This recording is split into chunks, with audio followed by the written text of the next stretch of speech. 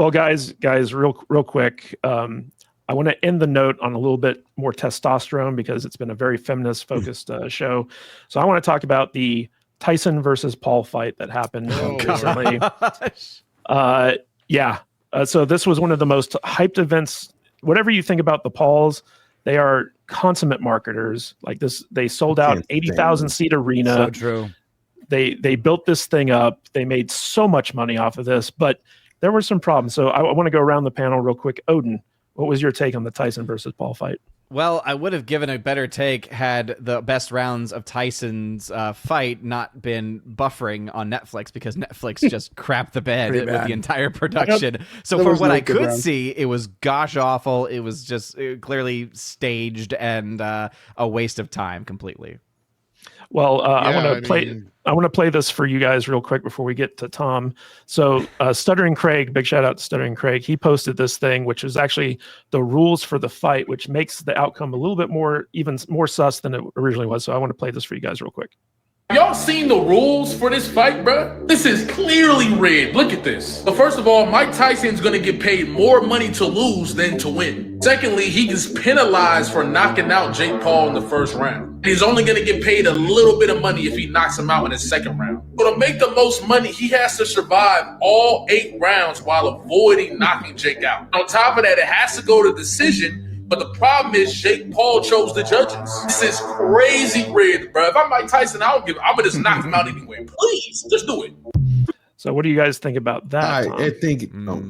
Oh, go ahead, George. No, let Tom go. I'm too pissed off. I can't stand the Pauls.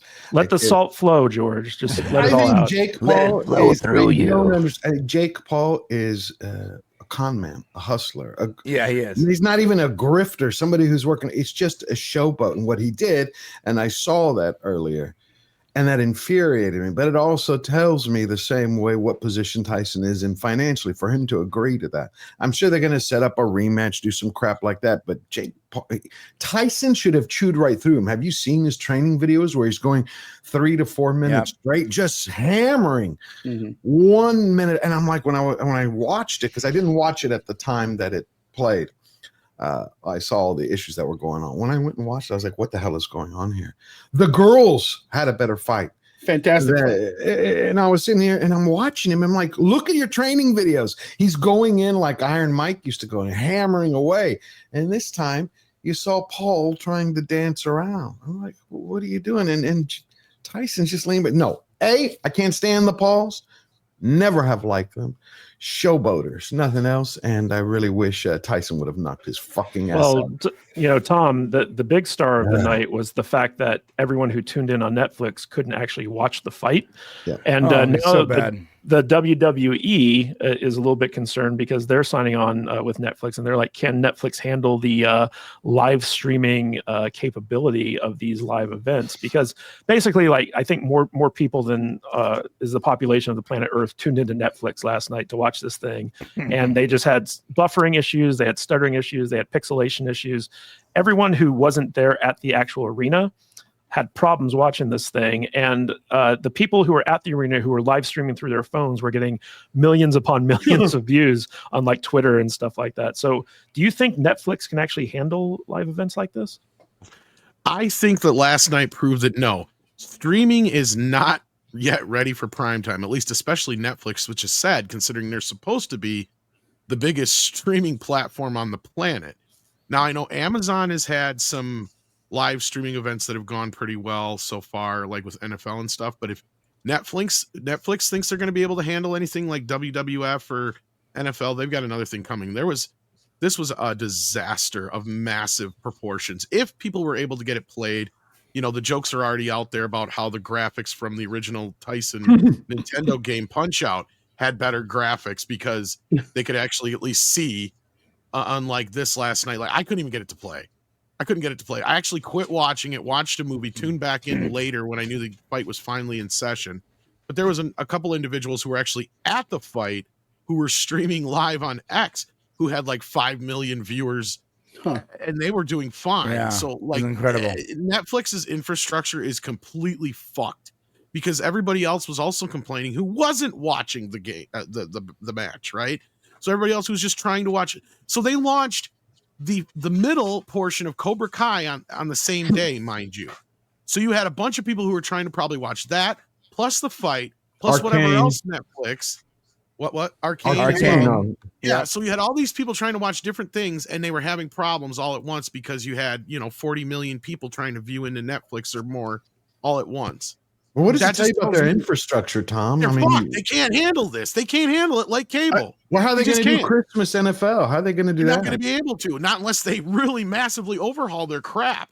Was I'm surprised. I was so just like looking at this, laughing, going, "This is what we're giving up cable and physical media for." I'm wondering if this had different effects depending on where you were watching it from, because I was here in Vegas. I was at work last night down in my control center in the surveillance room, and I was watching all the other TVs and stuff around the casino. I never saw it buffer a single time. I didn't see any issues with what was going on at all. It may depend on where the servers are. In fact, I haven't seen this many people watching a single event here in Vegas in forever, and I was kind of pissed off that it wasn't taking place here, because it should have been in Allegiant Stadium, because this is the kind of stuff that Vegas is built. That's a good point. But My buddy in Florida was buffering, so I streamed it from my computer into Discord, and it was fine. I had no buffer. I saw no buffering issues. So here some when people I were was really watching. buffering hard, and some people weren't. And I was watching screens in the sports books on the giant And80-foot televisions. I know some So businesses are going to have better internet, right? Like they have like higher. what I'm hearing is you need to upgrade your shit, Tom. That's what I'm. Well, and I hearing. did. We just got upgraded. I have the fastest landline. I have fiber. I have fiber. I have fiber as well. And it was buffering. No. This was everybody. But let me ask you something. Didn't see it a single time. Okay. Didn't see any buffering. So Well, let me ask you a question. Since you're in Vegas, what were the odds saying? I didn't check anything. Did you happen to see that? Oh, I think it said something Before? like I think Paul was like minus 120 and Tyson was plus 150 or something like that. So Well, I want to ask you guys, because boxing for a long time has been kind of sliding into irrelevancy, especially with like the UFC.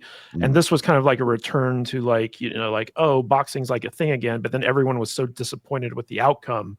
Everyone's like, oh, boxing's dead again. Does anybody have any thoughts on that? I think that the Paul Tyson thing, that was a gimmick. That was WrestleMania. That was bullshit. This is them coming out on cars to their music, and then the it was a WrestleMania moment. Yeah, it was like Triple H coming down. They might as well have stayed. You're time to play the game, and all that kind of stuff.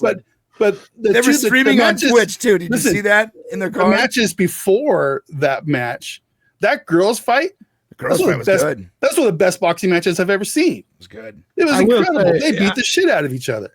I thought it was going to be I thought it was going to be when I saw the car. Verbal Riot and I were talking about this on Wednesday. I was before, obviously, the car thing. I thought the way Paul was acting, this was going to be classic Apollo Creed versus Rocky, just in the older one. And then when he came out with the car, I'm like, okay, Tyson is going to just walk right through him, just chew him up and spit him out.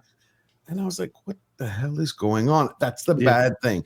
The rules, when you read them and go through them, you just like everything wasn't was a boxing rigged. match. No, everything was rigged to just make Jake Paul look good. But I think it's going to backfire on him. He make a lot of money, but I don't think it's going to have the public outcome that he wants. At least Logan is doing the fake stuff where it's supposed to be fake in the WWE when he does that. I don't really care about that, but yeah. That fight was a show. It was an exhibition. It was fake. It was rigged from the get-go. But I think the undercard was actually pretty legit. So the undercards, they were awesome. That's why I was excited. I watched some of them and I was like, this is going to be really great, especially after Tyson had pimp slapped him when they had done the weigh-in, because he had stepped on his foot the day before. So I thought Tyson, he's back. He wants to show everybody everything. And after the second round, I'm like, no. But hey, everybody got to see his old ass. So got to see his old ass. But it's like Matt said, boxing is not. I don't think it's where it's at anymore. Everybody, at least around here, it feels like it's the UFC. Unless it's a Canelo fight, and then everybody in the planet comes to town. But other than that, the UFC rules the combat sports world, I think, at the moment. So What do you think of rematch or the chances? I say I that. don't know. He got his $20 million. He's happy. He doesn't need any more money, so he's good. And who wants to watch another fake fight? No, to do it for real. He'll come back in 20 years. He'll come back in 20 years, and then I think Tyson's done. And then Paul will be back too, being like, "Oh yeah, I'll take him on now that he's in his 70s." He's gonna go get the best weed he can get. He's gonna go get really stoned, and he's gonna go hang out with Joe Rogan and do mushrooms. So. All right, guys, real quick, we got a super chat from John Kakaza for $5. Seems rigged. Tyson that fought and Tyson that trained were two different boxers.